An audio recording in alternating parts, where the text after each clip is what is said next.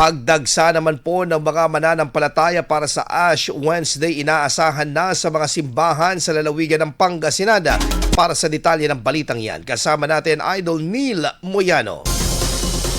104.7 IFM Report. Inaasahan ang pagdagsa ng mga mananampalataya sa iba't ibang simbahan sa Pangasinan ngayong araw, Pebrero 18, 2026 para sa pagdiriwang ng Ash Wednesday na hudyat ng pagsisimula ng panahon ng Kwaresma. Kabilang sa mga magsasagawa ng misa ang Metropolitan Cathedral of St. John the Evangelist sa lungsod ng Dagupan. Ayon sa abiso ng pamunuan, nakatakda ang mga misa sa alas 6 ng umaga, alas 7 ng umaga, alas 12:15 ng tanghali nagaganapin sa santuario at alas 5 ng hapon.